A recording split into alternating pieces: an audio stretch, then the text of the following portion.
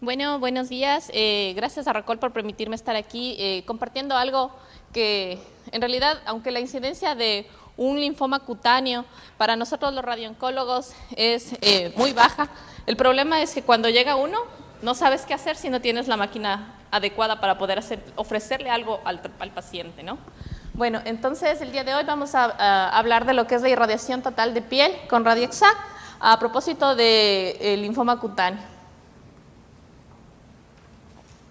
Bueno, nosotros en realidad casi que no veíamos mucho esto. Puede ser que no veamos uno cada 5 años, pero últimamente nos ha llegado uno cada 6 meses.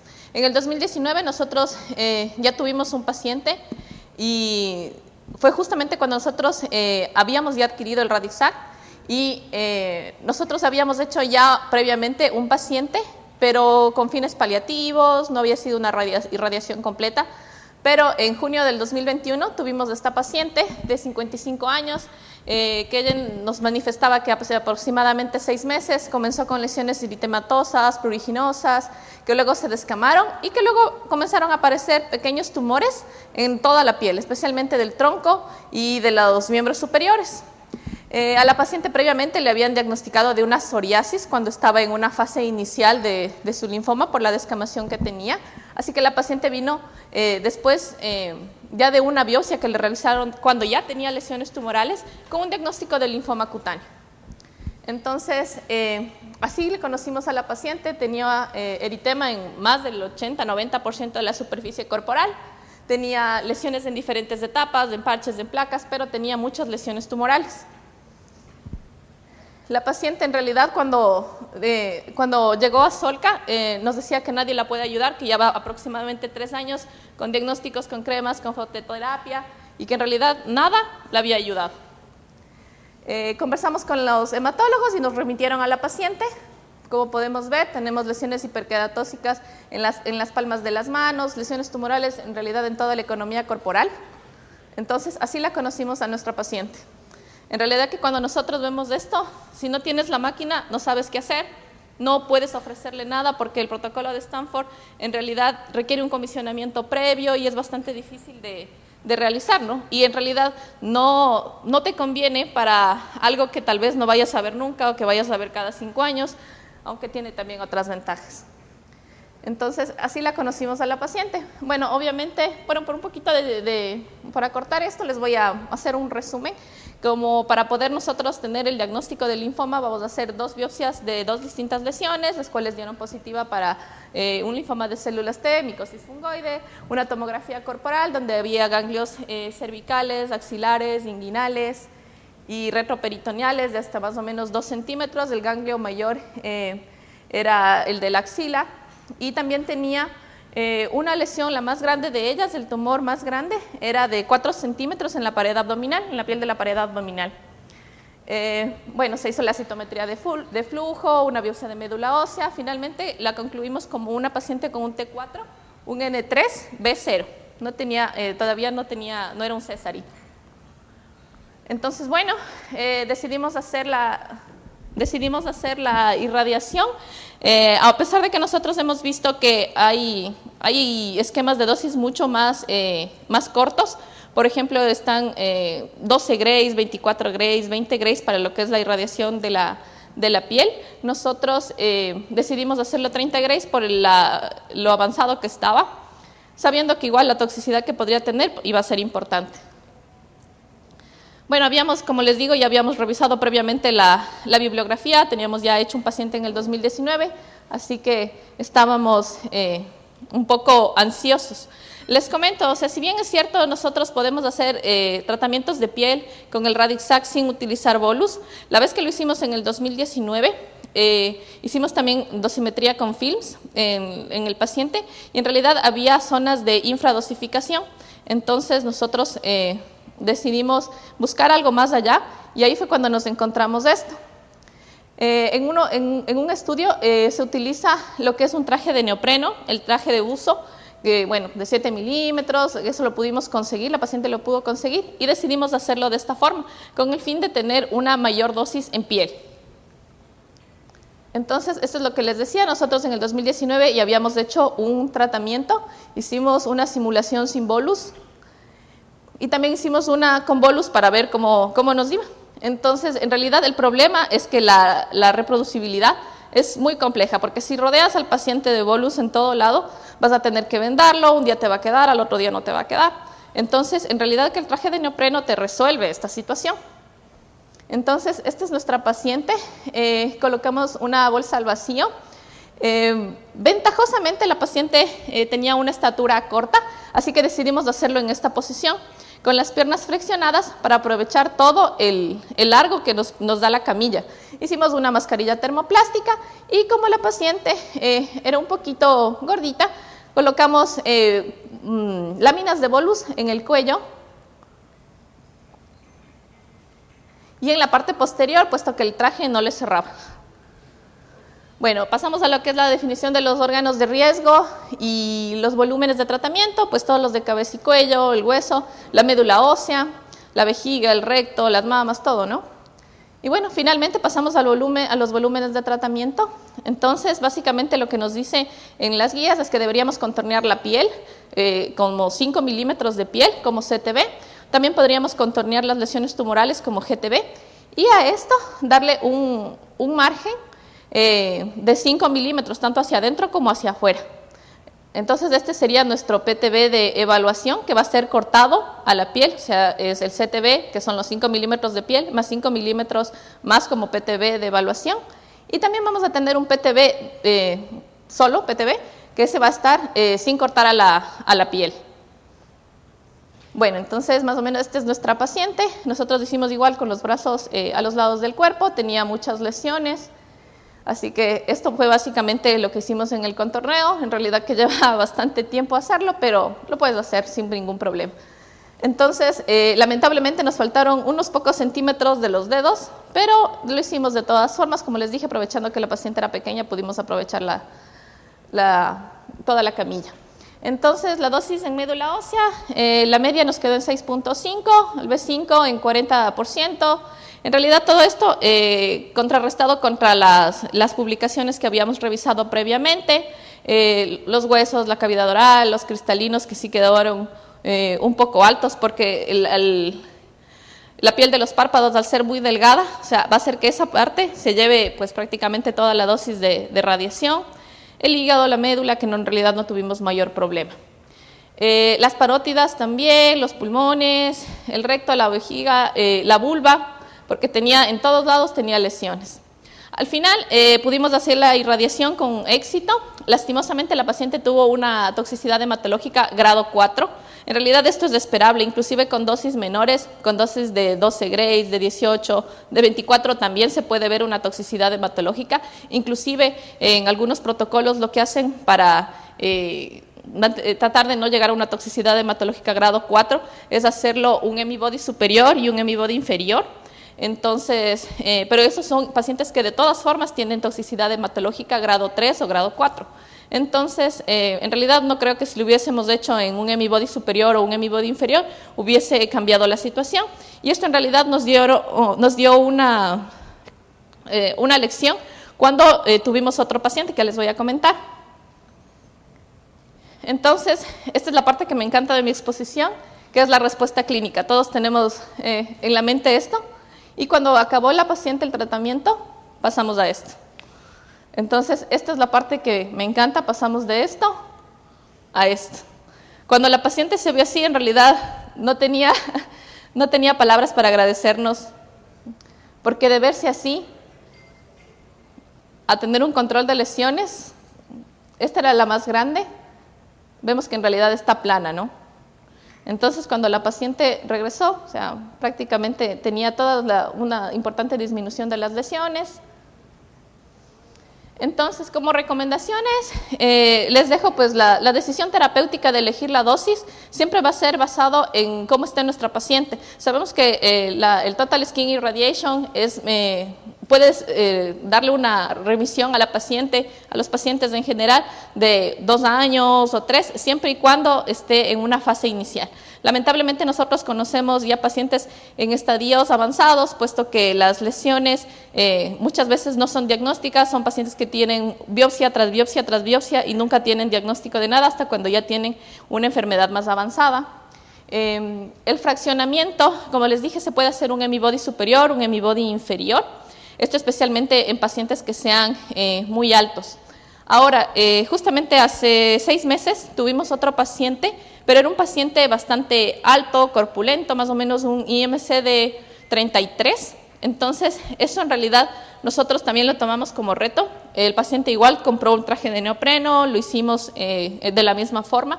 El problema es que el paciente, al ser muy grande, entonces hay áreas especialmente de la parte del abdomen, los hombros, los codos, que no pudieron alcanzar una irradiación. Entonces, esa es la limitante. Cuando tenemos un paciente con más que la altura, un índice de masa corporal bastante, yo diría mayor a 30, entonces eso sí ya viene a ser como un reto y en realidad vamos a tener que hacer un BUS sobre las lesiones que se queden fuera del campo de tratamiento.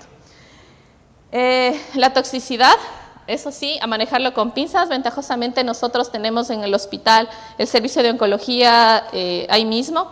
Hematología nos apoyó mucho y la paciente salió después de un mes de hospitalización con antibiótico, bajo aislamiento, pero la paciente sobrevivió. Como les digo, hasta ahora la paciente está con nosotros. Lo importante también, el manejo multidisciplinario, siempre el equipo va a decidir lo mejor para la paciente. Eso básicamente. Continuamos con la parte de física, justamente de este caso. Ya, muchas gracias a ROCOL por permitirnos difundir nuestro trabajo en este congreso y sobre todo muchas gracias a ustedes por la asistencia y la atención y por el interés en este caso que fue un reto bastante grande, pero que lo pudimos llevar a cabo, ¿no? Bueno, yo voy a exponerle la parte de los aspectos físicos, de todo lo que física se involucró con este caso. Y bueno, como ya explicó la doctora Zurita, después del contorneo, pues ya sabemos que la parte que viene a física justamente es la de la planificación, en la que básicamente tenemos los dos objetivos que es para cualquier paciente de radioterapia, ¿no? Pero aquí justamente la gran diferencia, digamos, a todos los pacientes que tratamos de radioterapia es la geometría súper irregular que vamos a tener en un paciente de toda la piel. Y al llevarlo a un sistema de optimización inversa, que como es el Precise, el Precision, pues vamos a tener que considerar los problemas asociados a esto, que es dar una fluencia súper alta alrededor de la superficie del paciente. Una alternativa, como decía la doctora Zurita, es realizar una radioterapia con la técnica de Stanford, que sabemos más o menos todos de qué se trata, pero aparte del comisionamiento, que es bastante laborioso, es también el asunto de tener todo el equipo de soporte que la verdad puede ser una decisión complicada de llevar a cabo, pero si tenemos los equipos alternativos como es la tomoterapia, pues podemos también solucionar ese problema. Entonces, bueno, cuando la doctora Zurita vino al equipo de física con este paciente, pues todos obviamente nos asustamos y no sabíamos qué hacer. Estábamos con la toma apenas unos meses, pero aún así decidimos asumir el reto y bueno, obviamente lo primero que hicimos es ir y buscar artículos, hacer una revisión bibliográfica para saber qué hacía. Obviamente ya la tomoterapia nos daba esa idea de que las lesiones en piel pueden ser tratadas con mayor versatilidad que un acelerador convencional. Y eso sobre todo es por los haces de radiación tangenciales que este equipo permite realizar al bloquear las multihojas centrales justo tomo por tomo, ¿no? Digamos corte por corte. Y son justamente los haces tangenciales los que teóricamente a nosotros nos permiten que la zona del build-up pues la vayamos trazando no de forma muy perpendicular al paciente, sino de forma bastante oblicua y con eso llegar a la dosis en superficie, ¿no? Eso así de forma bastante intuitiva para un físico. Pero bueno, los documentos que encontramos, bueno, el primero en el 2013, Saferina había ya hecho, yo creo de lo que encontré, el primer paciente con tomoterapia para tratar toda la piel. Y sobre todo es paciente, bueno, el paciente que hicieron ellos fue un paciente pediátrico y ya daba las guías de cómo planificar y todo. En el mismo año también ya no recuerdo muy bien el país, pero bueno, en el sudeste asiático, ya habían también, encontramos un caso de un paciente adulto. Entonces, bueno, este paciente lo separaron en dos, ¿no? Lo tratan la parte inferior, superior, y también ya teníamos, bueno, algo de evidencia de que ya igual se estaban haciendo. Este estudio italiano, en cambio, ya comparó un poco las ventajas, desventajas de realizar una irradiación con tomoterapia versus a Stanford. Y bueno, básicamente la desventaja es la toxicidad hematológica, ¿no? Pero en todo caso, sí menciona en este artículo que es factible realizarlo con tomoterapia. Y del siguiente año es el artículo este que encontramos desde la guía prácticamente a la que nos guiamos casi diría yo, a rajatabla para realizar nuestro paciente. Eso como que quiero también recalcar, nosotros como que no, obviamente no fuimos los primeros en hacer, ni tampoco hicimos como que un trabajo más allá de lo que ya estaba publicado, simplemente es la experiencia en nuestro centro en aplicarlo, ¿no? Bueno, como ya dijo la doctora Zurita, la posición para la simulación, la decidimos hacer en esta forma para hacer en un solo barrido y evitarnos la superposición de campos. Pero aquí también es importante analizar la altura a la que puedan llegar las rodillas, ya que tenemos, como sabemos, la limitante de los 40 centímetros del campo de tratamiento. El bolus en la espalda también, habíamos tenido esa experiencia anterior que en realidad cuando no utilizamos bolus con la tomoterapia, sí tenemos un poco más de probabilidad de que no haya un tratamiento robusto, no tiene que el paciente quedarse justamente en la posición de simulación para no usar bolus, pero con el bolus obviamente ya tenemos más flexibilidad para pequeñas desviaciones en el posicionamiento. La expansión del PTB que explicó la doctora Zurita, obviamente nos deja un PTB en aire y sabemos todos que en la optimización inversa eso es algo muy importante a considerar. Y es por ello que en el estudio de Haraldson, el que les indiqué del 2019, ellos incorporan lo que llaman un bolus virtual, el bolus virtual es un material que está presente en la simulación y se planifica con ello, pero que no está presente al momento del tratamiento. La inclusión de un bolus virtual con una densidad menor a la del agua, se lo hace de estas dimensiones, bueno, tenemos 0.5 de PTB, un poco más de bolus virtual y con una densidad de 0.4 gramos por centímetro cúbico.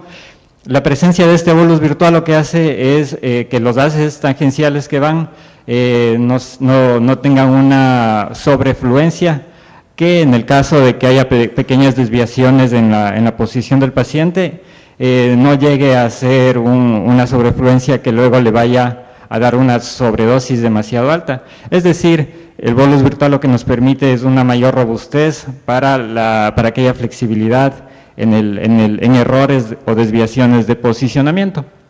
Ese es un resultado del trabajo de Haraldson, en el que compara, bueno, hizo algunas mediciones en ese fantoma que vimos,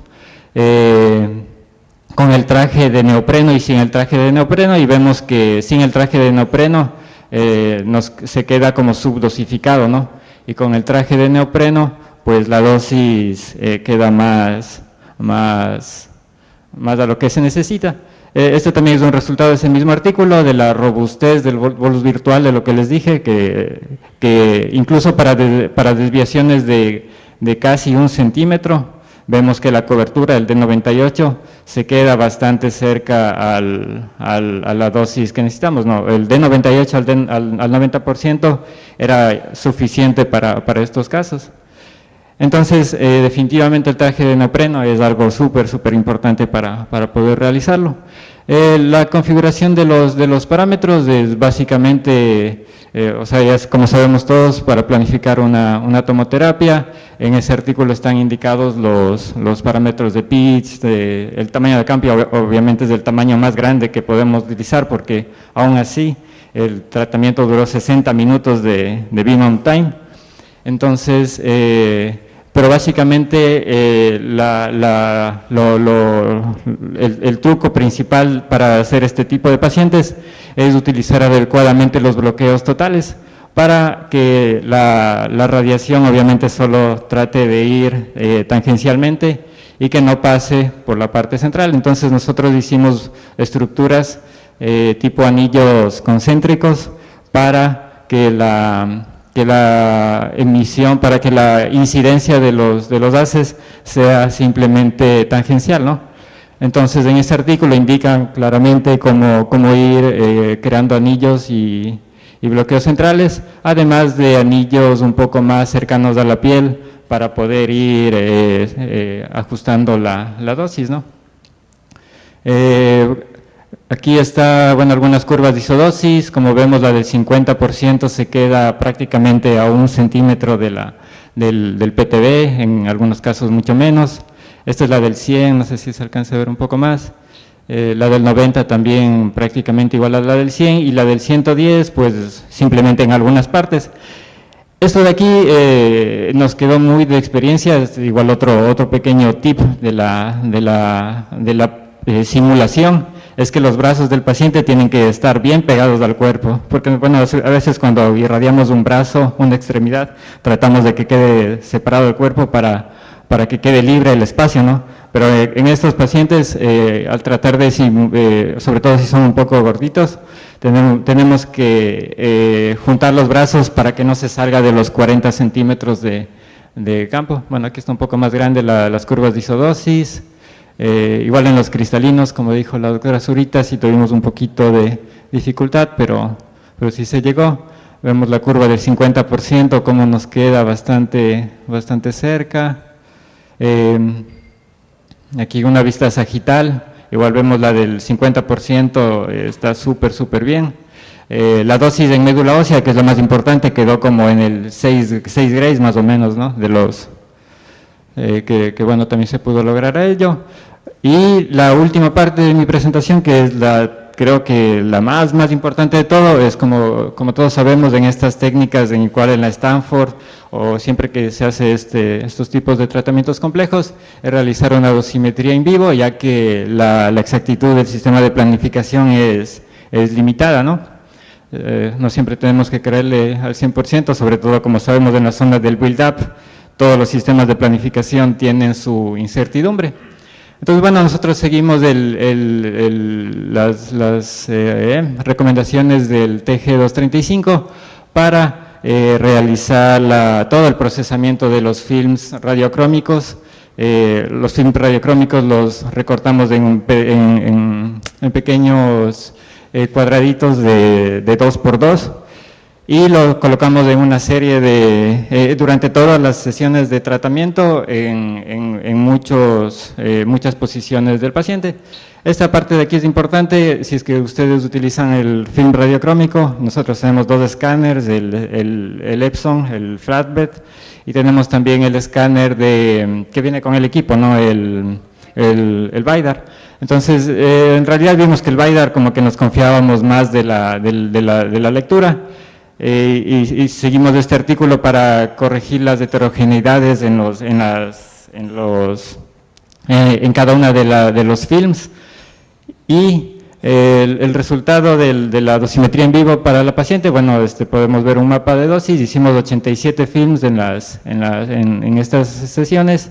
Es la dosis media con su desviación estándar, y como vemos, bueno, esta variación aceptable de los 2 grays, como vemos, cae en la mayor parte de posiciones de medición en las que hicimos. Entonces nos fuimos bastante tranquilos de que en realidad la paciente sí recibió la dosis que fue prescrita por el médico. Finalmente, como conclusiones, yo diría que sí, en realidad este paciente sin la tomoterapia no lo hubiéramos podido hacer. O sea, yo creo que en el pasado sí nos llegaba un paciente como este y solo teníamos las máquinas convencionales, le dábamos parches y bueno, hasta donde se pueda, ¿no? Pero con este paciente sí nos fuimos mucho más satisfechos por el trabajo y obviamente lo más importante, la paciente se fue muy feliz, ¿no? Bueno, en aspectos técnicos, la simulación es súper importante, incluso si es que por algo no salió bien, pues hay que hacerla de nuevo, si es que algo se nos pasó por alto, pero es súper importante. La dosimetría en vivo, igualmente, sí, siempre bien importante. Bueno, para los dos pacientes que hemos hecho de cuerpo total, de esto, en los dos hemos hecho lo más que se pueda con un montón de films, ¿no? Y bueno, en realidad la colaboración del paciente también sí es bien importante porque el tratamiento es largo, y si es que es un paciente alto y se tiene que hacer MI-Body superior, MI-Body inferior, pues tiene que ser el paciente mucho más paciente para que se pueda tratar. Eso sería todo, muchas gracias por la